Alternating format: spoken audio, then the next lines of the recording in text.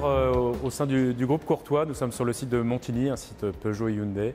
Je vous propose un petit voyage dans le temps, de revenir en 1932, imaginez ces jolies voitures sur les routes d'époque.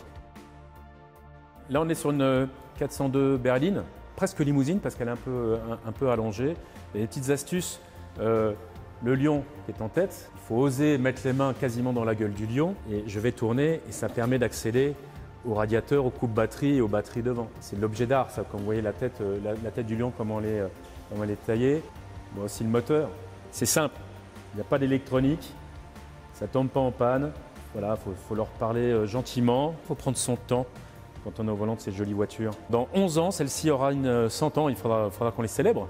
Hein. Ça, c'est un modèle relativement rare, c'est la 301 Cabriolet Roadster. Tout est en cuir, c'est très joli, mais petite astuce, la malle de grand-mère. Voilà.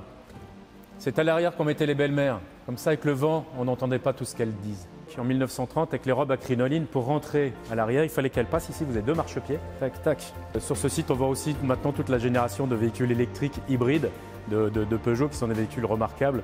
Donc voilà, c'était un petit peu un clin d'œil par rapport au Rallye du Cœur, où ces jolies voitures sont mises à contribution à chaque édition. Et 2021, ce sera la 4e participation du groupe au Rallye du Cœur. Tous les ans, en fait, ce n'est pas la famille Courtois qui roule au volant de ces jolies voitures qui font partie de notre collection privée, on va dire.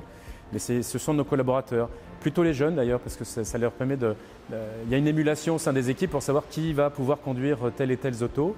Ouais, c'est vraiment sympa et en plus, l'année dernière, l'édition a dû s'adapter à la crise sanitaire, où on a eu une relation intime avec les familles pendant au moins 15 jours. On a échangé des mails, des SMS. On est rentré un peu plus dans l'intimité des familles, c'était émouvant. C'est-à-dire plutôt que les enfants aillent vers nous, ce qu'ils ne peuvent pas faire en ce moment à cause de la crise sanitaire, c'est nous qui sommes allés à l'hôpital de Mantes visiter le service de cancérologie pédiatrique. C'était un moment émouvant. Nous, on a voulu, au niveau du groupe, avoir une pensée pour les soignants, parce qu'il y avait tout ce qu'il fallait comme cadeaux et intentions pour les enfants. On avait offert du miel à toutes les infirmières et médecins de ce service. Dans les démarches et dans les valeurs du groupe, il y a la préservation de l'environnement, de l'écosystème. Donc on a à 16 ruches, côté de Marly-le-Roi, Rueil-Malmaison.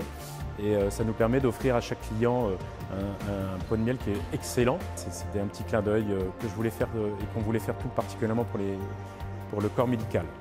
Merci mesdames pour ce que vous faites.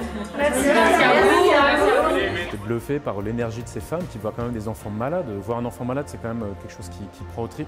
Et je les voyais avec leur sourire. C'est une vraie leçon d'humanité, une vraie leçon de courage, une vraie leçon de générosité. Ça ramène aux valeurs essentielles.